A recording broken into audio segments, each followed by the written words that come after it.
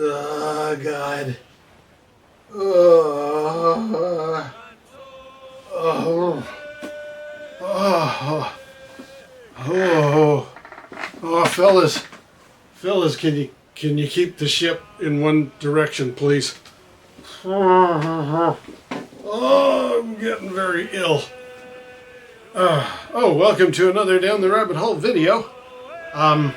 We're here aboard a galleon because I wanted to do a kind of a video response or a discussion, a Dungeons and Dragons related story about something that I saw early in the year, February-ish. Bob, World Builder, does great Dungeons and Dragons stuff, and he decided on a whim to do, I guess, a way for people who feel pressured and worried about, am I going to be okay as a dungeon master? Can I be a good DM? He decided to then throw caution to the wind and say, hey, here's an idea, here's a counterpoint. I'm the worst DM, and here's why.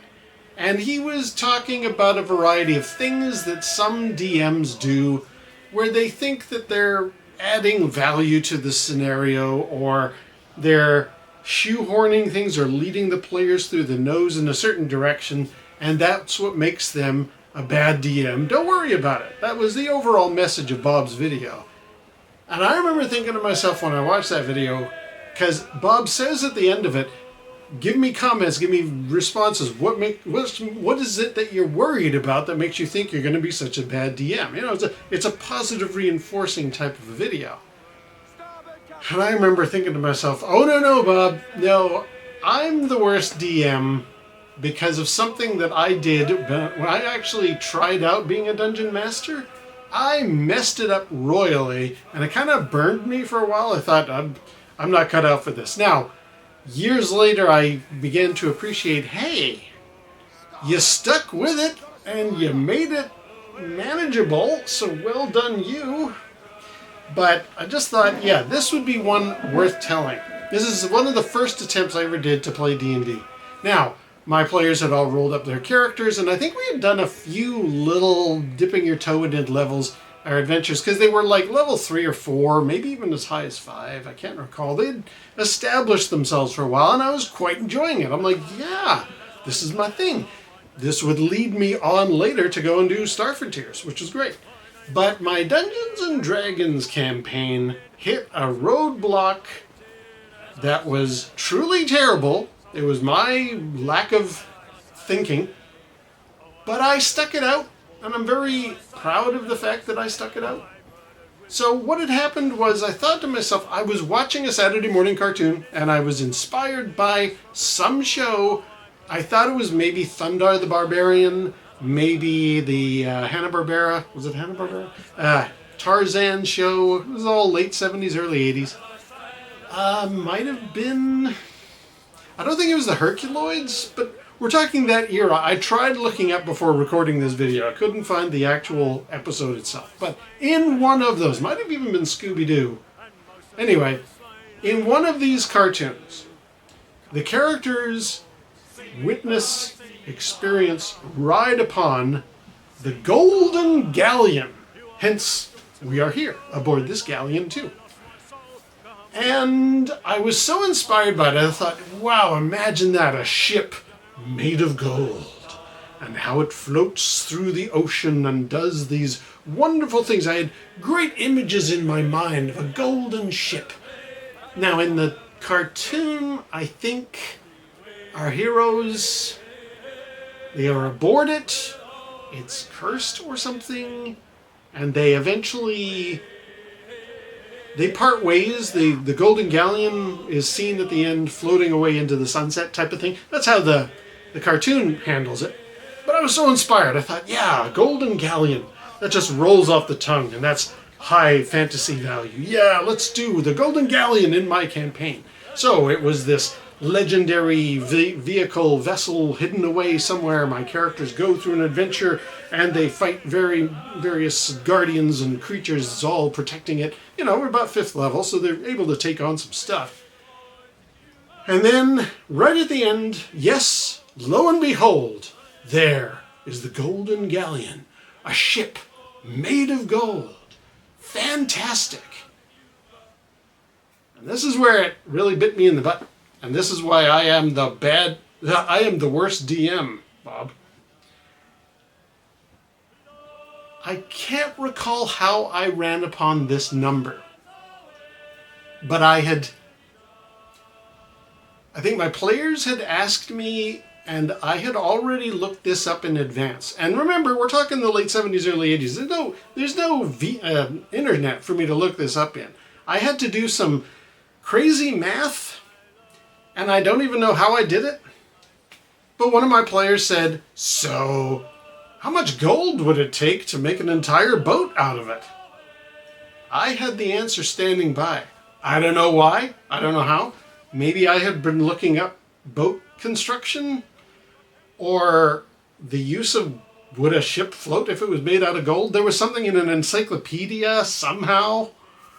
Anyway, yeah, I had somehow figured out, or maybe it was a number made off the top of my head. I can't recall. But it's a weird number, so I think it was something real. But I had done the math and thought, yeah, it would take about 75 million pieces of gold piece coins. It would take 75 million of them to make a boat this big. Isn't that impressive? And then my player said, great. Well, between the two of us, we get 38.5 million experience points. What? Well, yeah. You get an experience point for every gold piece value of a piece of treasure. If I pick up a sword worth 100 gold pieces, I get 100 experience points. What? Oh yeah. So that 75 million? Well, that's 37.5, not 38.5. That's 37.5 million experience points we both get. Okay, well oh yeah, okay.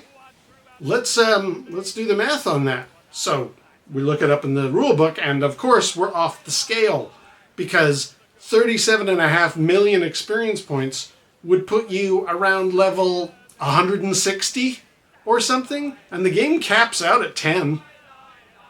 And I was just like, okay, I guess we just continue on. Like, I'm not going to keep myself restricted by the rules of the book.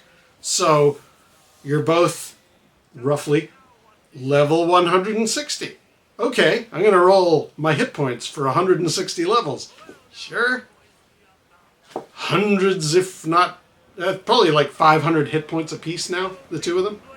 Okay. All the spell books, all the spells, like everything multiple times. Okay. And they decided to go on a whim and start using wishes left, right, and center, making themselves look like these walking dragon guys with glowing eyes. Okay. Right. Let's go into town. Okay. And I made it work. I continued along for a couple of sessions. I was just like, how do I challenge these essentially walking gods with unlimited hit points, unlimited magical use? These guys are unstoppable. What am I going to do? And I tried a couple of maybe paper modules from like TSR, but it was pointless, because these guys could just fly or wish or do anything they wanted to get to the end of the adventure. I was just like, and I remember one thing that actually stuck out, and it did impact my Star Frontiers campaign years later. The people started to hate these two because they were so powerful and a bit arrogant that it got to their egos, and the people started to really get annoyed by these two and didn't want them around. But it's not like they could have done anything to stop them. And I think some townspeople did try to take up arms and try and fight them, and they just decimated them left, right, and center. Anyway, eventually, thankfully, my players just said, okay, Kev, it's been fun. This has been an interesting intellectual pursuit, but to be perfectly honest, there's no point in continuing us on, because we can defeat everything. There's nothing of any challenge to us. But thank you for not just throwing the whole adventure out the window because you didn't realize that one gold piece experience point connection goes on. So your 75 million gold piece boat, the Golden Galleon, would escalate us up through the stratosphere the way it did. So we did stop, and I never touched D&D again. I was just like, that burned me. I was like, okay, no. But I will give myself credit of continuing to try it, continuing the story, even though it was nuts what these guys were doing. And I just thought, yeah, well, okay, you know, here I am years later looking back on that disaster and just thinking to myself, no, you know what? You did okay there. It was so much better in Star Frontiers for me because I could handle the technology better. But in D&D, because I had the format of what my other two players, who were also the DMs of our group, they had both run Dungeons and Dragons campaigns. So I was kind of, I already had a work set to pull from watching how they would be DMs, and that was great. But I thought, no, this is my turn to shine, and I'm going to go big scale. I'm going to create the Golden Galleon, and it ended up destroying my early Dungeons & Dragons career, so I never did DM ever again. And why, Bob? Because I'm the worst DM.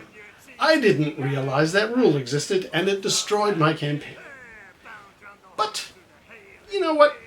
I will give myself some credit for actually managing, under ridiculous circumstances, to continue to tell a story and to have cause and effect and to experience and consequences. Oh my God, these guys are so arrogant and so annoying. The people start to hate them, and I thought, yeah, this went somewhere. I've got legs for imagination here. It was good. Anyway, so I just thought I would tell my adventure story of how I was the worst DM thanks to that video. It made me suddenly remember the adventures of the Golden Galleon. And this galleon is all over the place, and I think I'm going to be sick again, so I'm going to stop there. I'll wrap it up at this point. Until next time, we'll see you down the rabbit hole. Oh, guys. Oh, jeez. Oh.